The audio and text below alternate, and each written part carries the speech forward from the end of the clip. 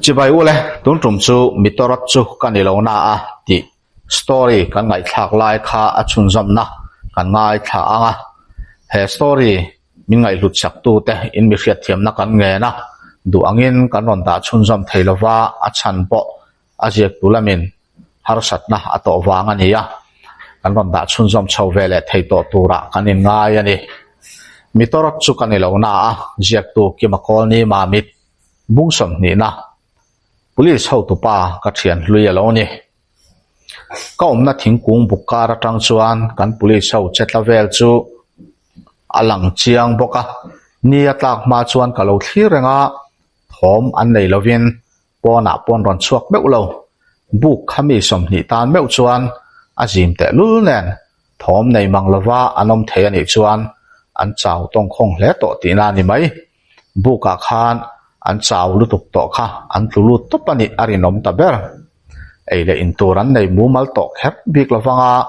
headquarters nen anin biak po na khol batri athi to ngei bokang tom khul na mumal nei bik lovin ram hnuai pil rila an bokwal vena sa anga ruwa puin a churep boxi nim pikara silai le amu ritham an ken ko reng bok nen munral muanga thang nin exercise an lamu mal kher thin om silawa an chaw viau po chu a om kati pui khop mai an thu pek don a khau hle ni lo chuan a ma fe khan min trin san dai to ang chu an pu te hian a thi in emo anungin nemo min man tir hrim an tum khania an khongai thla khop mai an uiten karim an ron chui fu le hlau thinanga engtin tin nemo helai hi an ron thleng ve ta ani arin omber ni tlak ma deuh chuan pakhat hian tuia zuk choya thuk zona chuan mei khu aron chuak ngiai ta boka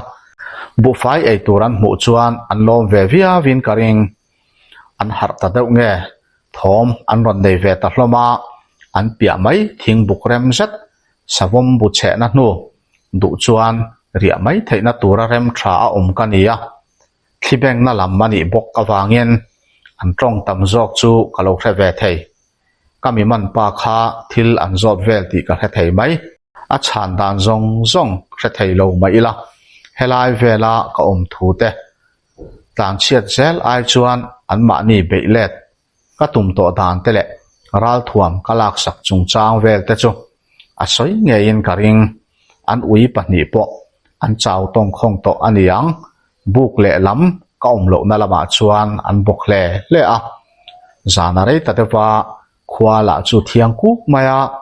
thlapel lam po a eng fia khop mai police so po an ti nak kha are tran to a ram palai leng thosi tam takara mutmu tu amang lovin an khosana save to sia bukhul thatewa an han om ta ka chuan mut an thalhel ve hle ang an mei chem eng po a al mu tur om to lo min ron zon buai vel chu an tumri lo mel hle ke ve thung chuan ka ei tur ka zon ve angai ka chia thung bu fai be ka tanga nylon hrui ka po do hrui val tura ka hrual sa chu ka phora aval ka siam lo ka ak tha a ka ria ve na tur ka chak deuh fe lui ko ruam kham kara lungpuk tha deuh lampan tur chuan kaum na tang chuan ka chuk ve ta a kami man pa rok sai le athil nei ho hrim kha ka chom veka silai ta chu ka keng thang ve lem lo bok nen an nok ka ti tariu maya amu bom magazine khatra na ka pai tel ta chu arit nal mai bok tuna ri chuan a me en pai lai eng lutuk to lo chu ka chor ber ri ani lui kor ka pen san don chuan police tui thol ka kena tui ka thal khata maute lam ni vela sei ka sata amora ka hrui hrual wal sa kha ka thung beta ka ding lam mun zol lam dewa ka per kai ta a heng lai mun hi ango tha a vakit ram ar varung le ram par wa ten tama an ei du zong la tam sangal nge kri le sakhi huk thom te po ka hafo mai tuna tak khi chuan varung phio ka tum don ani tlai thim ma deuh khan an ria na tur pana an ram ri ka ria a ka chin chia thlapa tuna hian ka hlat to lo khopang varung bi khian zana an riana tur hi an thlang phim kur ve vak ngai lowa tlai lama an tlatna khuwa atlai to chuan an bul thing niam te an thlokaya an riak ngal mai thin savazan riak reng reng hi an ral muan na phei chuan an mutui ve thei hle a an thakara an lu hi an thukruwa sangar te po hian an ei pha na sa thin hle ni an mutui lai hi na lo te in han holila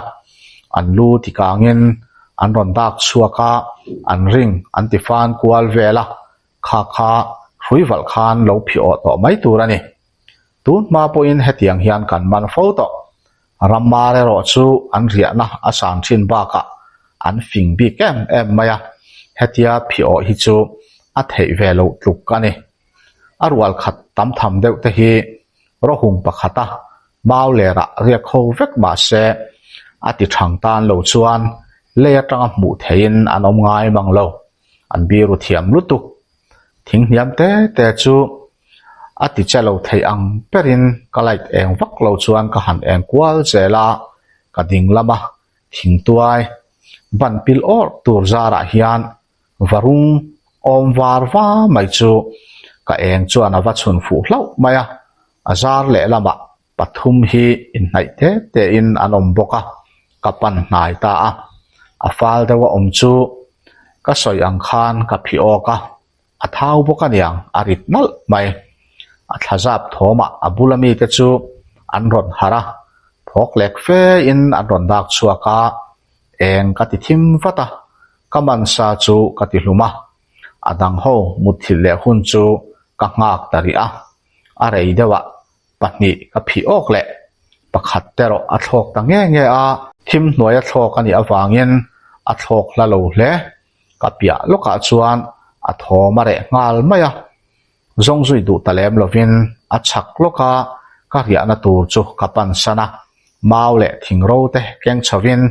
mei ka chema varung chu hem min turin amul ka pot ta phota varung sa hi mukin a hang boka ka hem min vek na chungin pakhat po ka ei tok hle ani lungpuk chunga chuan kamua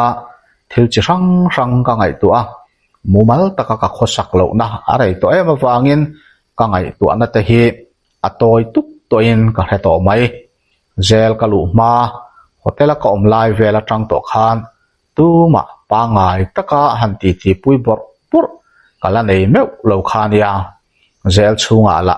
zel tang vek ten sual dan chi rang le chang kang zok anin khil chong kwal vel ni mai hian ka hria a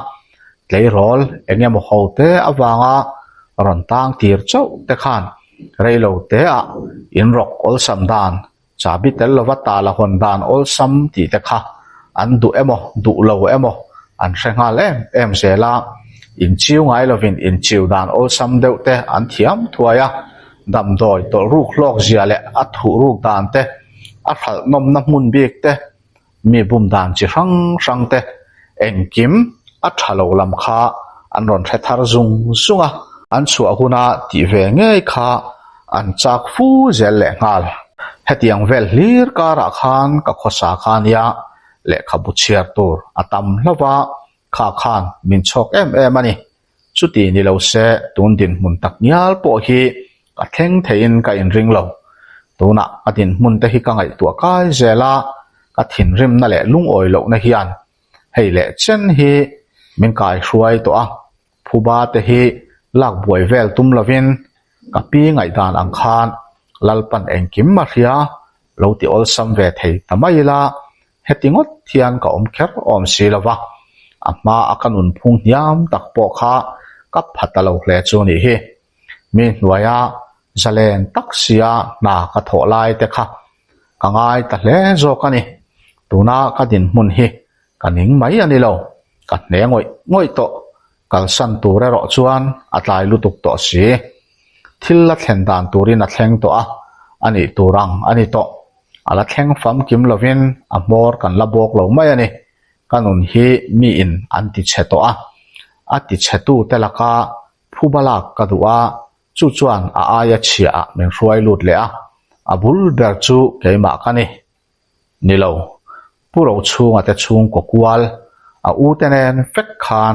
kanun ti chatu an ni ka ngai tu ana chu ka kom kwal na sakhop maya ril runem de hun ka nei ta fo maya chu chu da bo ram ram ka du thin phubalak ka du wangin heti chen hi ka thleng to a misual top thang mi chi bai om tu main an hnai ngam lo zel tang tlan chuak danin a zon mek khoya po mu na tha thiang ka ni to ti hi ka in hriat chua fo lo chuan ka ril runem hian min thunun mayang ti hi ka hlau letling to zo ka ni heng zong zong ka hlo chua na chan kan chung ko mel ma te laka phuba la tura ruat lok le zuwa bik ka ni ti hi ka in hriat non fo wangai ka ta na poi mo ber chu phubala ania adot tu po phuba tho chu chu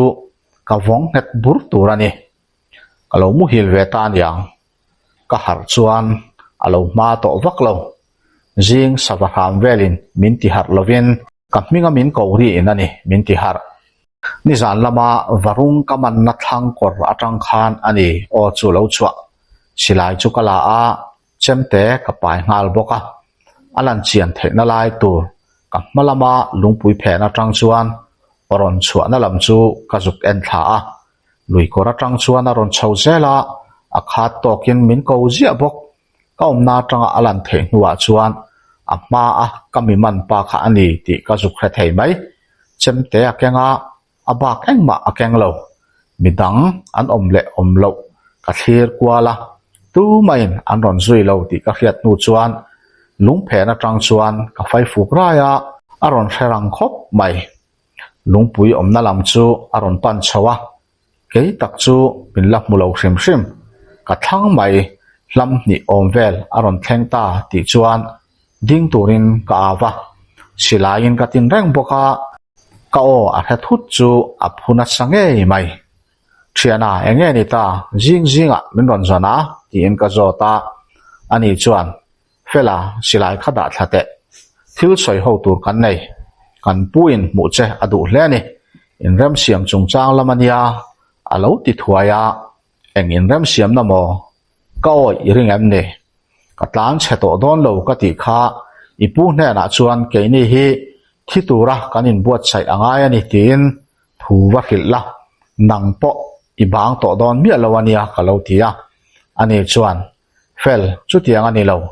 ni zan khan ro kan rela ilaka kan chan chiat zok zia kan tha chiang thokhat viau i du chuan ni zana po kan mut thil line min that vek thayang chu nimina ka khil ang che khan tu te ma hian kan holo che chin i chan chin thalam le i dik na zon hi mi puinol pui hian kan hai bik mi alawania thokala a atong chun zom zela eng po ni se ke ma ron kalla rem kan ruat ho don ania chu chu kan pu thumin cha ani nizan khan ron chon che kan tuma a chan po in tha chiang mi lawa zan lama min ron be thut kan hlo wang ani ma se kan pu khan nangma kan be masak lo che chuan nang chuan min ron be aring lawa thamuang takin kan mu thei jing khowar tira tang khan nangma zong tur chain min tir chuaka ke min than na chan po nimin lama kan lo in mu to wang ani zon ngai na che po ka he chuang lo che a mun rang ranga ka kal kwa nem lu tuk to kanin mu lau chu lo mong ngai mai thil hlom engma i tok lo wang ti ka tiam ngam che kan pu point a helu tuk che nia tiro ron kal ro a hlom mi lo a ti zung sunga min bum an tum nge an ti tak tak niang ti te ka ngai to a ama chu ka ko chawa mei ka chema warung hem min kha pakhat ka pe ve a tuile chinen kan me a tui ti lu tuk mel chu thil mu na matling so ama zana an ro rel dan engkim min hrila atir te atanga keima min ve dan te atir chuan mi somnga vel an ni thule keima min hongoi ngoi tu ten min tha ngei tuma min ve dan te tuna an pu hian kan tam lu tuk om zia nei lo ti chuan lam siamin midang som thum te chu atir ho thu te chumi nuwa chuan silai po kalam hoi tak taka an ka ngai to lo thu te an pu hian katam lai nge min mu adu awanga ke chu ti nat a phal lo dan tele adang tam tak min sil trawa adang chu buk lama kan soidun hlom don ania ti in athu soilai chu ti to priya an ho tu pa ming chu ka zota min har hril chuan tunge niang o chutia min hre em tu chu ti in ka ngai tu na samaya ka ngai tu mek lai chuan ani chuan kan pu ten en hian college in local ho to em ni a soi ka he to tlat nula ina te po cho in ei ho to angin na soi khata tang khan kalam mule mia lo ati nge nge che aron ti ta ka chuan an pu an ho tu pa chu tunge ani ka heta lut to ka kanui ringota ami soi an pu hi thian pa puya college kaldun chunga ka in lo pui thin nge khani ti ka heta college sa kanin ti boy vak trum khan ka thawang min hau sak ber tu nia tan ti ki teina ka sak chung chung choi khom turin min hruai luya ar min pu tir nge nge ni kha taninen kanin hria in kanin nel phai bema puya ten min ho sana tlani chung te om lo lai ani bok nen khum khata in holo takin kan muzal dun velani tak khamule puya ba ka zela le tlani thian nu sangi po antel bok awan lung len thak te reng em kha kha ka vul lai hun top na chu ani ve tamai ome khatia tlani te na tanga ka ho min lo tha tuma min lo be ron chia ma tang khan khovel dang dai khovel hreom taka ka cheng chobik ta char chara kha thil kai noi awang khan tun hi ka thleng ta ni hi ka thian hlui te pakhat ma ka munon le ngai ta lo nge nge chutia thil dang dai ngai tu a ka ngoi tak veng veng lai chuan ka bulami chuan kaldo ni la min ron zong le chong velang e ka rei to em mai sia aron ti ta ka chuan ka ngai tu ana tang chuan ka har zoka ka ma a khan muang changin kalla ka ron zuyang che ka ti ta a musom ni le pakhat na malam huna chiang lo buk lam pan chuan ka kal zela buk bula luiluanga chuan then khat chu an lo in su fai mol mola a thenin an thing fom an lo tan bung vel bek boka kan thlen don ngaya chuan chu pa chu buk wathleng ma saturin ka tia an ho tu pa chu buk luizon zo chovin min ron mutura ron kal turin ka cha ngal boka ani chuan a tru la ti lo mel le kalam maron hoya a mel mu chuan min hial chia angai bik talawan yang ka soi ang chuan buk lampan chuan a kal pheita a kero ka omna son thuayen kan chak deuh luikam chang el hungkara chuan kabiru ngal thuaya ka omna tang chuan buk chu alang veka in bum na thil a om ring lem lo mai ila katan film khurtluk a om theilo awathlen ma deuh chuan ani chu an lo muthuaya chan chin vel an in hril aniang an tong nak nak nuwa chuan buk chunga aluta rei vak lo nuwa silai pa ngai po pai lovin an pu chu ron chuaka pistol lero chu aboma thun sai na pai ve a aron chua don chuan aron kalna lam tur chu aron en vung funga a mel po ka mu chiang theita thian pa puya ram than puya nge chu alo ni chiang le mai uniform nen ain thuam chuan alang lian riau yan ka hria a ain me fai lo na are ve ta dewan yanga a mui mul le khabe mu ta chu a trawlor fura a ma ai khan ango to jok nge nge in ka hria a mel lan dan hrim chu pai lo ma se a ma ai chuan alang upa in alang puitling to fe ani nen hian ba kan zir duna thingtlang mi har save tak kha ania ani an chung te na oma kein in te reuh te kalu athunga an ina cho ai puat that ngam lo chang chuan ka in lua aron ei non le vel thin mi hne na kanin hlo dun na sa thei hle a na tho pui anuamin tha phui po nei ve to tak ani kan din mun na in thau ta hle mai ani chu officer ni in hlo thanem taka nei to a tuna misual zong mua man turin sarkarin atir chuaka ke hi amazon man tura an ti mek misual chu kani apma a na thok du na in kom reng thin kha tuna chuan kan din mun a in let ta thok mai chu ni hi aron chho sela min mu mai tum ni om tak hian a hoi kwal de rang boka ka na zon aron thlen chuan chang el kar atanga dinglang chungin puya dingro alo ti thuaya a ding hal chot bok silain ka tin reng ti min ron mu chuan anui chu za ta tlat maya anui then thuwa kei po ka in sum thei ta bik lo kum engemaw zat nuwa avoi khat nan kanui chuak ve ta hiala kan chak lok lui koi khat na pia lungpui ding khup lam chu kok chungin khi lama khian han thu chaw lokila ti pain chu lampan chuan ka chawa ani po chuan min ron zui ve ngala kan thut ma chuan ti tak deuh zawk hian ti te in chi bai hial ting kan ni en ka hria tlan ti ki te ina chaw kan ei khawm atang khan kum fe a vei to a i re ta wang khan ya a hnu fe a i chan chin mak pui le oi om lo deuh oi lo thei si lo ten min ron deng dota tuna helai rampil rila kanin mutadai mai chu ni ya in chi bai tling ni in ka hria ti in akut aron phar chuaka ei chuan nui chung tho hian min man tuma heile chan ron kal to an ho tu pa ber le ngal te chu ka chi bai du teu lo che ma se tuna hian kami man tluk deuh tho ini zokin ka hria ka chi bai ve ha mang che ti in akut chu ka lo vuana in po tak le in ngai tak chungin kan han in chi baya lungpui chunga chuan kan thu dun ta jing dariat vel chau alania luibul vela chuan savachi rang an ram nau nawa luidung chin rang te poin ram ri ral chungin min ron thlo khum le ziai thin khuwa athiang hle maya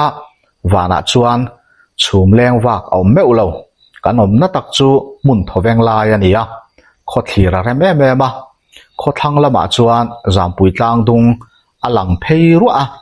apia zela phaizol mun zau tak te chu ka thu bere ti ni om tak hian a hlia khu khup mai engemaw kan soi nuwa chuan kangen angin kanin pu lo kara thil thleng langsar deuh le soi om ang a hiat soi turin puya chu ka nge na muang changin ani chuan a thil hiat chua mai thei ho chu min hril ta a toy zongin a thu min hril hi karon soi chong le do na nge koleisa kanin sual buai ni khan choi khom na tel ve nge turin puya khan min so mani kha khamizan tlan dikite ina cho kanei khom zan khan puya le zela hian tlani thian nu sangi kha an in lama an vatha a tlan dikinen khan kanin huat lo mel eman thria ta wangin keini min ron tlo koi to lovin an ina an hotlang ta daya atu college kalna min fiam na sat an tung hle nge tlan dikite ang mi padu thu sam college mi pa ho zongin an du ron le an fiam that ngam si lo bula ka om mai ni lo tlani zokin min in ti ta tlat mai kha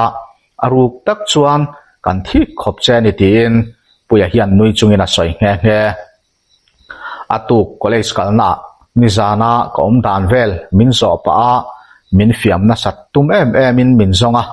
min zong mutamia lawa apmania thil thleng wanga kal lo satlia kani an ring maya ngai that lo na em an nei lo heti lai hian ke chu puro chunga mi tir hovin zana ka ho min soi sakna wangin ni khorhelovin damdo ina ka om dai to ni thum vel ka kal lo nu chuan puya te mai ba ka tlan dikipo angai atha to lo hle a kar khat nuwa phei chuan ka le kha tur aron ken tir hiala ma se ka in alowin kal si ka pia dewa in om kha ka in lua nei tu te an ni ti a khemia lova zo na chang po a khelo alonia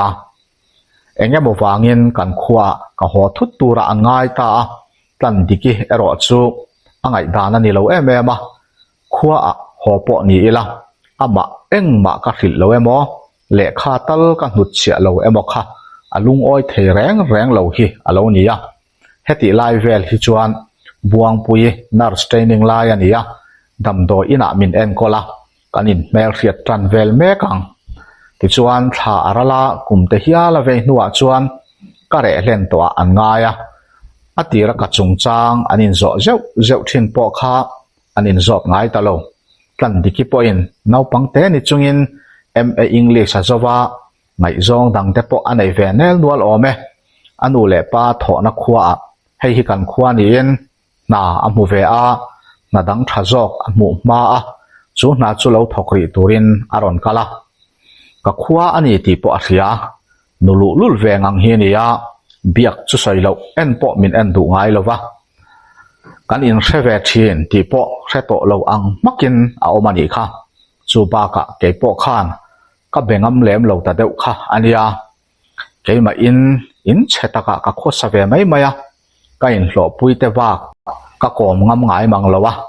hemi thon thu tir te bung khatna paragraph khatna kan soi to kha fela le puya point thatevin collection chuaka fela chuan sarkar na thoklovin sumdon na be chawa a hlotling chawia wa puya ero atuina lamber lemzia lama kal theilovin an chung ko khosak a harsat ve ema atum chin ngai em lo na dila anna dil chu amute miala India Reserve Police IRP officer te naw deuh ni in alut ve ta a nupuya neya tuna fanu pani anei mek to nge anu le pa an ladama unaw zinga upaberania anaw te pani le khazir lai an ina aum pui boka ron kai sang chodevin tundin mun hi ron thleng ta ani ke min thei ngil dai to anga a in ngai nuwa than muala in be na chungchang kha Mizoram puma aron dar hluaya mi zong ti aron nia bena te thian dun ka soi sak dan le bena mui thler hok khopa chemte a ka tai kher te a beng le lam ka hlep te puro chunga thi chonga vi ani te pistola bena thian pa mal pui ka sak te le mak deuh maya mitam takin minzon huai laya ka bi bo dai mai te kha Mizoram chunga thilla thleng ngai lo ania mi tu po mai khan min hlawani satia lo arapin min rap vek mai lo ni puya min khil sel dan chuan hetia ro walu tuka katchevak mai hi keima chungchang an hriat le masak ber dan ani amak antingoi moya thil hriat chian tumin ka thian hluite point an lo be ve na samai alo nia chanchin bu radio le cable TV vela la ka chungchang a chelam ngotin nan ziakin nan puanga ka mel hriat thin te point keima hretu ni chu an zaka min hrengai mia lo angin an om tak thu te min hril zela chu tiang bo ruakin Mizoram atuam vel laia ke min tran zonga om du emo min tran zonga thu chep tra du te tan chuan thi in rin reng angai hial o masin mole asoi zel dan chuan mi pakhat ninglem in vua hian chanchin buwa keima min tran ni chia silo katun manun kan chung konun dan lal tha ziding tuna farha mai ni ta kani dan kapi tar to taknen chowa khosave mai le kan in tun nun na nei chun kan huan le kan ram diklo taka nei sak kan ni dan te kapin min thi san dan lungchiat thak tak te kan nei chun kan huan lo ram sum le pai seng hlek lova min nei sak tu te nge chu tuna in soi sak na hliam na tak tuar te chung kwa hi an ni mayam an thla zinga ladam om chun he tlangwa re thei tak hian a thiam ang zong in ama dan siam chop akal pui ve tamayam ni ti ang zonga aron zia chungchang te soi zela he athu zia ka tang hian mitam tak chuan an ngai dan an thla ka puro chunga le ulal muana XMLA te chunga an mit an le na kan khuwa a keima ni ram an nei tak dan le mun zau taka thlai chi rang tui kwa lian pui le ram zau lutuk an nei dan te chu an chik chho zela a che thei ang pera ka chan chin an ti chua chuai lai te chuan ke min tran jok tu tam tak an om to ani ti te min hril zela chu thua soi lai chuan kalau tho hok thei hial mai chumi thu ziak tu chu buang pui ani lo chuan apa ani lo thei lawang tuna ka hreve chia puya chuan lui tui phim vot rai chu an in khola ei chuan che chang lovin a thu soi zel hun chu kalo nga ka a khat tokin chil kalem le khol thin ti ani mai zel itang ti kan han hrele a ti in bul an ron tran chole a soi zel dan hi a toy zong zelin karon soi chong le mayang puya te hovin zel katang ti an han hriat chuan min ron kan pa thilom zia chiang tak min ron zo te po an du hle ni ome ma se tunge ka chungchang ngai ven tu an omem tunge eile in tur min pe tu dang an om ve em ti vel kha puro chung anu pui kha na lo chik em en thatu te hiala da ani ti kha ka ukil khan alo hril veka an tan ron in lan lo kha fin thak mai ba ka thukal lam le holam kha ukil khan a hril zel tho alo nia trum khat phei chu buang pui te na zelanen hian an lo valeng hiala an pa fa tenen rei deuh anin koma cho aya an lo som halin buang pui te pa fa chuan cho te an lo eitir nge ani ka chung chang po fel le mai tura an ngai tlanga thiam chang chunga ka chua le vat ringin ngai thatakin anin thla hlomani ome rei fe zel ka tan nu ka chuak ve don to ang an lo ti fe nuwa chuan zel ka tlan chua thu an hret thuta an ni ho po an ham hai let ling zok ma se ka thu buaya thiam lo changin kum som le pariat te meu konvit kani thu an lo hriat chuan tlan chua ka tumru dan tur chu an lo man thiam ngal maya man le ka hu phur om zia te nungdama man kani an rin to lo thu te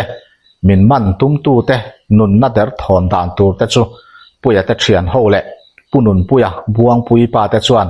an lo hrelo vek to zel ka tlan chua dona veng tu pani ka kuk thluk ti mai la ka khoi te pani kha an na dun hle hi lo nia gate bula ka khoi thut pa kha dam do in lama rei ya ka oma zel tang phuru motor bula duty pa ero a hna awangin voluntary pensiona an chol tir hial thu te ka hrezela a benga ka tum na khan a beng ling a ke a beng angong hlen ta ani chumi thu ka hriat chuan hre om ka lo ti khop mai khati lai khan du thlan tur dang om miau hek lo le tlan chua ka du si kha chuan min veng tu ka tlan chua na dal thei tu berte kha min zui thei lo tura ana thei ang pera kut ka thak kha angai chu ani sialom ke khaisrip putuk nei ka tlan chua thei awangin zel superintendent le midang pathum man suspena mundang chu thu hran zela thok mek atam zok chuan min ho em maya duty ho le sipai zong deuh tho te chuan an pu an suspend hrim ba ka an tho pui chu ti taka ka ngai sa kha an lung a oi thlot lo an thin arim em min tha kha an chak ngoi mai ani ti chuan Mizoram puma sarkarin ka thalak le chanchin toy an the dara zel tang chuak kani thu ka sual zia le ka hla om zia ten zia kha niusa an puan tir cham chi boka keima ang deuh an bu phot chuan police emo an bul hnai bera VC ani lo point YM fuai tu te emo khil ngal turin mi pui an ngen renga report fu lo deuh te po an nei nualo me police ho le zel lama thok ten min zon dei don nuwa sarkar chuan ke min zong mungai tur a thin emo adamin emo keima kani hrim chuan sarkar nena peturin a police da that Indian Reserve Police ho arwai ta chung police ho tua tan chuan officer nau pang le viak thatak ka thian pa ram than puya hi ka thian pa ani ti hrehlek lovin an ruat ta ani hei hi puyan kanin then zana tanga tuna kanin mule thleng in kara thil thlen dan min hril tam taka tanga atoi thei ang bera ka soi chon le chu ni a soi zo chuan keima zok chu kalo thodeu huaya ka chungchang soi ve tura min ti ta ka chuan akim theiang berin ka hil chuak tap maya achangin makatia achangin min khongai em a kolesa min zon rep laya damdoi ina thi chonga kalo om dai te chu an lo hramia lo khapoi ati thar em a buang pui le apa fel zia dam do ina ka om naman ka pek thei lo laia phut let nei mia lawa min khul chua dan le a thon liawa ka pi mutura ka hona tur min ngai tua sak dan te a hnu zela min hum ru chunga thisen min pek te ukil min lak sak te le adang ka soi chuan ro pui hi ti em maya a hun le munin zir sela chuan a ha le lui tuar tu in karing luru thia tanga min soi sa tu te ka chui chho dan ka soi te chuan ngai nom at ti hle a than muala kanin be dan churap thak ati thunga puro chunga te chung kwa a huat em rualin benan apa avit mai du chumak atia chuti line mi zo zong zongin ka vi emo anti vek zia kha a he chiang tu ania alo in pet ru ve hle ringot mai ni kanun dan zong a ma puwa abula kala soi ngai lo kapi le pu atanga kanu le pa chung chang te kan ram nei sak kan ni dan te kapi re theilu tuka thi dan te abu te tanga tun kanin mu thleng kan soi mai chu atap lo chok ni mai hian ka hria tuilian ka dai kai dan te le kamal puya silai mulu na lung noi mai ka soi lai chuan amit meng chuan min khongai mel ngoi hi aputhung du tok ka khin hnu chuan ka ding hluaya thian pa eng ting nge kanom zel dan tur hi ti in ka zot thuta noi lam melin angoi vungvunga angai tu ana tangin aron har chia nge ni lekha ka ziak don sei takaniang ka zia tur chu laltlan diki ka thon nge angai pasal anei to ang nge enge ka hello thudik tak a hriat ve hi atru lutuk atrulani satli alo aphuin aphu hlia ani tlukanga event tu che kan zinga anom bik lo angoi dewa thil a he chuak thutani ang chu aron tong chuak le wata taka thian pa ile kha tur buang puin min kan tir takasin min kan tir don khan chiang takin kamita tak min ena dam taka hele kha hi amulawani chuan nangpo damin iron chuak lo ti na niang nang le I ho te kut hi thiam lo na nei lo mi fel hian atuar turani lo ti in min cha takasin chuti lai chuan zol nuam outpost a post to a lekha min kan tir tur hian aizola kan quarter sa kong chhelang furlai le ngalin ama in aron in khal thleng thak ani tiro chukte ang buka kada ka bek chunga ka dairi kara ka jep atita zunga ni poron tlang sang to a dal song ari hial to mai thei kan ti rei em bokani buk lampanin loya chuan kan in zui thadun ta a ka thin chu phuru deuh dut maya buang pui chuan eng chung chang ya soyang ti che in karil ru aluari a malam huna soilok thei ka nei lo na chungin tuna ngat phei chuan a chiang lo zual em mai chu ni hi buang pui ti ming soirik ringot poin nun hi a in then dang lam dai the ania akut ziak ngei le khathon chu chiar ta ila enge ka an zelang le eng thu tak chu ron zia kang mo eng po ni se han chiar don photila mole chunjom le zel tur